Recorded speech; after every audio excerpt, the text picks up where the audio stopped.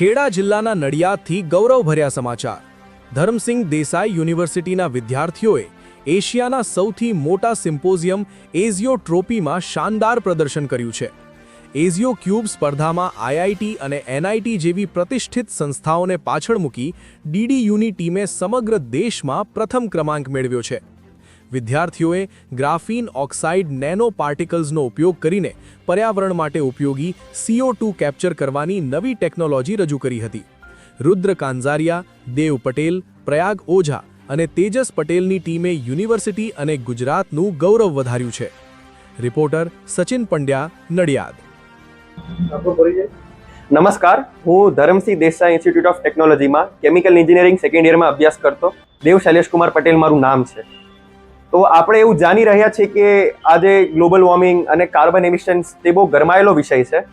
તેમાં ઘણી બધી કંપનીઓ, સરકાર અને એનજીઓઝનો એવો આગ્રહ હોય છે કે આપણે પ્રયત્ન કરીએ કે કાર્બન એમિશન સૌથી વધુમાં વધુ ઓછા થાય અને આપણે જે પ્રકૃતિનું છે જે એક જોતા ભલું કરી શકીએ। તો એ જ વિષય લગતો અમારો એક પ્રોજેક્ટ હતો જે અમે 14 માર્ચ શનિવારે આઈઆઈટી બોમ્બેમાં પ્રેઝન્ટ કર્યો હતો। તો એ લોકોનો એક ક્લબ છે એઝિયોટ્રોપી નામનો, which is Asia's largest chemical engineering symposium. તો તે લોકોમાં એક પ્રોજેક્ટ કોમ્પિટિશન હતી એઝિયો ક્યુબ નામની। એ લોકોને ક્રાઇટેરિયા હતો કે 1 બાય 1 ફૂટના ક્યુબ બનાવવાનો છે। તેમાં અમારે જે કેમિકલ, મશીનરી, ઇલેક્ટ્રોનિક્સ વાપરવું હોય, પણ એ લોકોને ક્રાઇટેરિયા હતો કે એમ્બિયન્ટ એરમાંથી મેક્સિમમ કાર્બન આપણે એબ્ઝોર્બ કરવાનું છે। તો તેમાં પેન ઇન્ડિયા ઇવેન્ટ હતો એટલે ઘણી બધી કોલેજે એનરોલ કર્યું હશે।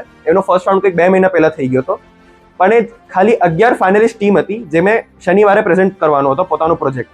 તો તેમાંથી ઘણી બધી ટીમો નેશનલ ઇન્સ્ટિટ્યૂટ ઓફ ટેકનોલોજીસથી હતી, ઘણી પોતાની હૈદરાબાદ અને મદ્રાસ સાઇડની પ્રાઇવેટ કોલેજીસથી હતી, અને એ બધા 11 ફાઇનલિસ્ટ વચ્ચે ધરમસિંહ દેસાઈ યુનિવર્સિટીની ટીમનો એટલે કે અમારી ટીમનો પ્રથમ નંબર આવ્યો છે।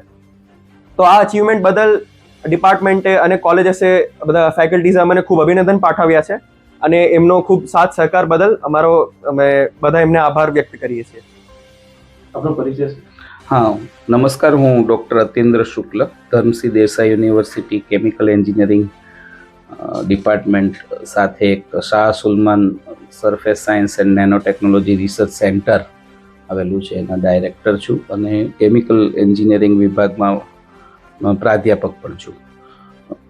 અમારી એક વિદ્યાર્થીઓની ટીમ 4 વિદ્યાર્થીઓની ટીમ આઈઆઈટી મુંબઈ ખાતે એક એઝિયોટ્રોપી નામની આખા સ્ટુડન્ટ્સ માટેની, આખા ભારતના સ્ટુડન્ટ્સ માટેની એક ઇવેન્ટ હતી, જે કોમ્પિટિટિવ ઇવેન્ટ છે, જે સ્પર્ધાત્મક એક ઇવેન્ટ છે, જેની અંદર જે અત્યારના એક્ઝિસ્ટિંગ પ્રોબ્લેમ્સ એ લોકો ડિફાઇન કરે એ પ્રોબ્લેમનું સોલ્યુશન વિદ્યાર્થીઓએ શોધીને એનું એક વર્કિંગ મોડેલ એટલે એક નાનકડું પ્રોટોટાઇપ ડિવાઇસ બનાવી અને એનું ડેમોન્સ્ટ્રેશન ત્યાં કરવાનું હોય અને એના આધારે જેનું સૌથી એ જે પ્રોબ્લેમ ડિફાઇન કરેલો હોય એને સૌથી સારી રીતના જે સોલ્વ કરતું હોય અથવા તો એને એડ્રેસ કરતું હોય એ મોડેલને એ લોકો એના આધારે માર્ક આપીને પછી ગુણાત્મક રીતે એનું મૂલ્યાંકન કરીને પછી એને ઇનામ આપે છે અથવા તો પહેલો, બીજો, ત્રીજો નંબર એ પ્રકારના લોકોને નંબર આપે છે। એમાં ધરમસિંહ દેસાઈ યુનિવર્સિટીની ટીમ પ્રથમ ક્રમાંકે આવી છે અમારી। એની અંદર અમે કાર્બન ડાયોક્સાઇડ હવામાંથી કેપ્ચર કરવા માટે, તેનું સંગ્રહણ કરવા માટે એક ડિવાઇસ બનાવ્યું છે, જે હવાનો જે પ્રવાહ છે એ અંદર પોતાની અંદર લઈ અને પછી બીજી બાજુથી બહાર કાઢે અને વચ્ચે એની અંદર કાર્બન ડાયોક્સાઇડને કેપ્ચર કરવા માટે સ્પેશિયલી ડિઝાઇન કરેલું અમે મટીરિયલ, એની એક પાતળી ફિલ્મ બનાવીને રાખેલું છે। એના ઉપરથી જ્યારે પસાર થાય ત્યારે કાર્બન ડાયોક્સાઇડ એમાં રહી જાય અને બાકીની શુદ્ધ હવા બહાર આવી જાય। એ રીતના કરીને એ જે કાર્બન ડાયોક્સાઇડ જમા થયેલો હોય એને પછી થોડું તાપમાન આપીએ એટલે એ પાછો ત્યાંથી છૂટો પડી જાય અને એને પછી અમે એક નળી દ્વારા, ટ્યુબ દ્વારા એને પંપ કરી અને એક સ્કેવેન્જર સિસ્ટમ કહેવાય અથવા તો એને એક બીજું કેમિકલ જે છે જેની અંદર કાર્બન ડાયોક્સાઇડ હંમેશ માટે કાર્બોનેટમાં કન્વર્ટ થઈ જાય એ રીતના અમે એને પસાર કરાવી દઈએ છીએ।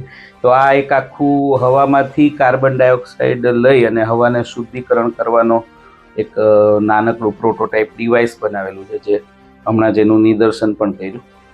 અમારી ટીમના 4 સ્ટુડન્ટ હતા, રુદ્ર કણઝરિયા, પ્રયાગ ઓઝા, દેવ પટેલ અને તેજસ પટેલ. એ 4 સ્ટુડન્ટ્સ ત્યાં મુંબઈ જઈને અહીંયાથી ભાગ લીધેલો. Dharamsinh Desai university, alumni association અને કેમિકલ એન્જિનિયરિંગ ડિપાર્ટમેન્ટે પણ એમને બધી પૂરતી મદદ કરી એના માટે. અને એનાથી પછી એ લોકો આખા ભારતની લગભગ ઘણી બધી સંસ્થાઓની એન્ટ્રી હતી, એમાં બધી આઈઆઈટીઝ, એનઆઈટીઝ એ બધાની એન્ટ્રી હતી. એની વચ્ચે છેલ્લે 11 ફાઇનલિસ્ટ હતા, એમાં આપણી ટીમ હતી ને એમાંથી પછી પહેલો નંબર એમને મળ્યો, બીજો નંબર એસવીએનઆઈટી ને ત્રીજો નંબર હૈદરાબાદની એક કોલેજને મળ્યો છે. એ રીતના ને બાકીના બધાને પછી એના ઇનોવેશનના આધારે કોન્સોલેશન પ્રાઇઝ પણ મળેલા છે. એમાં એ લોકોને પ્રાઇઝ અને ટ્રોફી અને સર્ટિફિકેટ્સ એનાયત થયા છે.